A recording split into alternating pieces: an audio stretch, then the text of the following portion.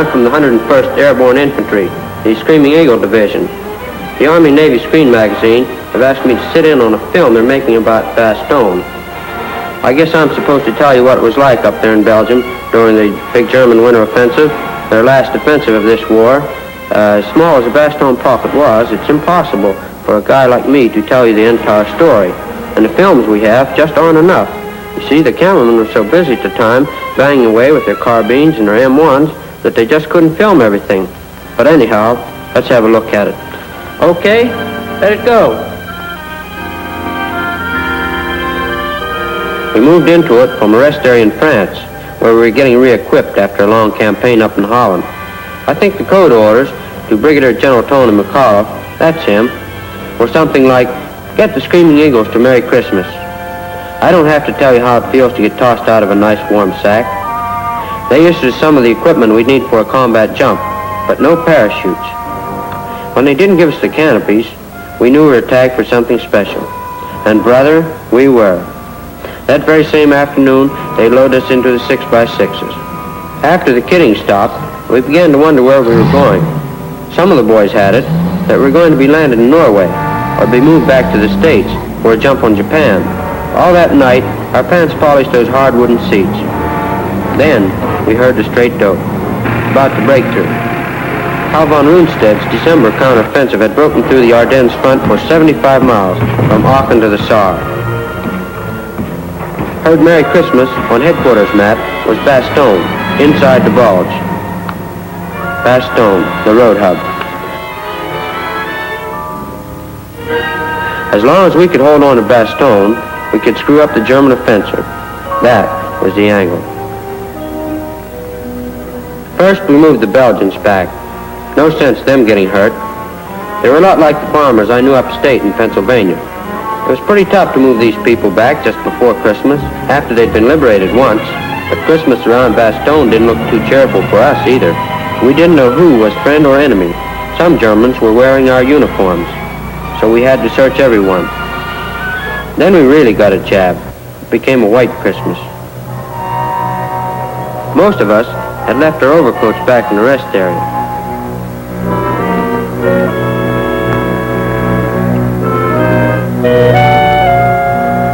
We didn't even warm up when the battle started, and it was hot. Lots of fellas got it right away. See that guy, Bobby Leaking? With his M1 and 2 grenades, he knocked out a machine gun position and a Jerry patrol. And after he caught a pack of slugs in his leg, he took care of a burp gunner. That's the way it was all around the rim the week before Christmas. Tuesday, Wednesday, Thursday, and Friday. We lost damn near everything. Our quartermaster unit, our ordnance, tanks, trucks, and more important, a lot of good guys. The casualty list in some platoons sound like the roll call. They froze in the snow where they got it. Culbreath, Harmon, Heitzman, McGregor, Newton, Parks, Merritz, a lot of good men. But our one division was holding off 8 full German divisions. Yet no matter how tough things get, there are always some GIs who can make with the humor. A couple of them dreamed up a title for us. The Battered Bastards of the Bastion of Bastogne. And we laughed and kept hammering away with what little ammo we had left.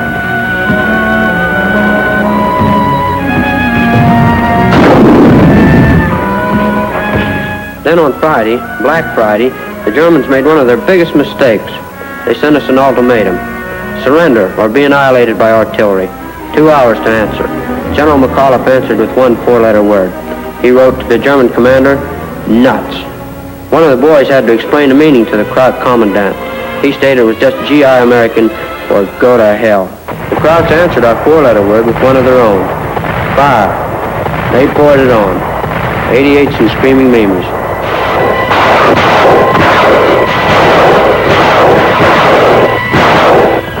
So we hung on to Bastogne, sweating out an ammo shortage, knowing our only break could be an airborne resupply mission.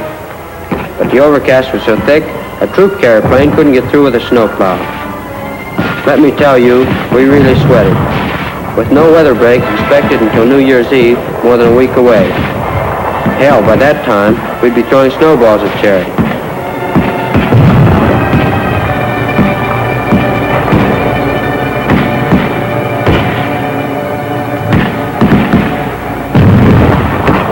All we could do was hold on and pray. And we prayed. We prayed for a sunrise. We prayed for the skies to open.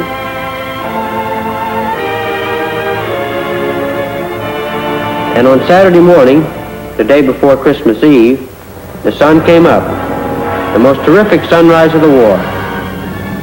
And in the sunlight were the C-47 Skytrains, sky full of Douglas Dakotas and Waco gliders as far as you could see.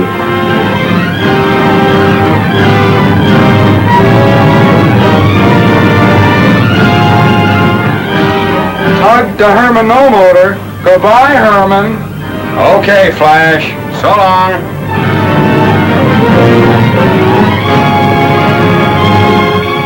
Look at them, the guys of the 9th Troop Carrier Command, barreling right through the flak and ground power.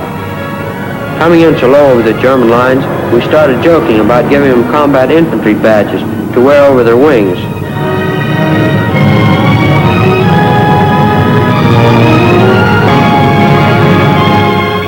Jerry's pushing up plenty of flak, and there are plenty of flamers, yet those hot rocks keep coming in, without armor or fighter cover.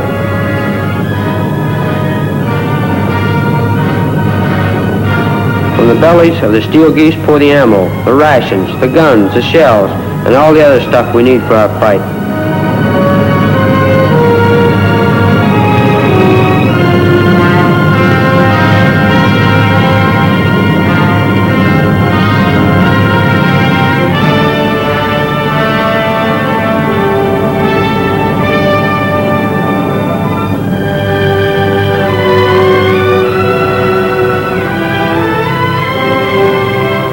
And in the gliders, more supplies, and medics, surgical teams. Those glider pilots, brother, they're the guts and glory boys. After bringing in their glue and fabric crates, they jumped out, grabbed guns, and got in a line with the rest of us for the 1,500 tons of stuff the 9th Troop Carrier Command brought us in time for Christmas. So Christmas Eve, we tossed a party. We let the crowds come in close, let them think their tanks had cleared the way. Then we opened up. It was really a surprise party. You could hear them hollering comrade, begging for mercy, asking for a break. Oh, sure.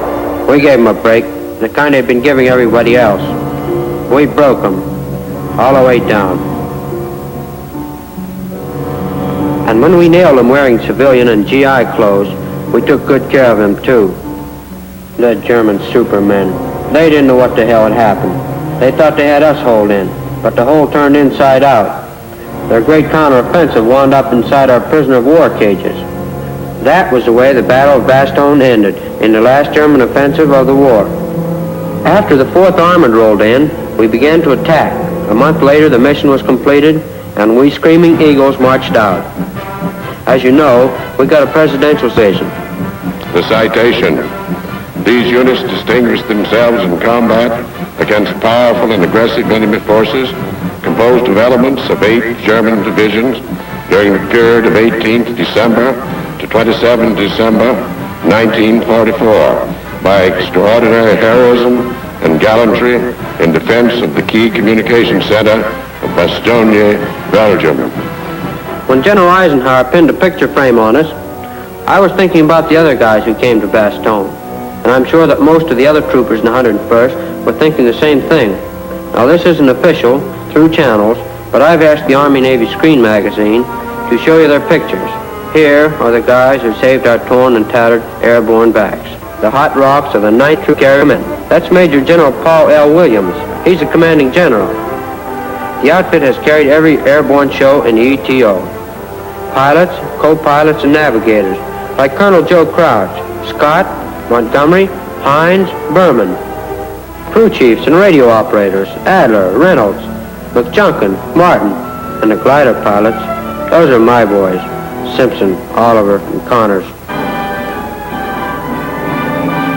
If you ever run into any of these 9th Troop Carrier guys, buy them a drink for the Screaming Eagle. They really paid for it at Bastogne, in the battle in which we all fought. It was plenty rugged.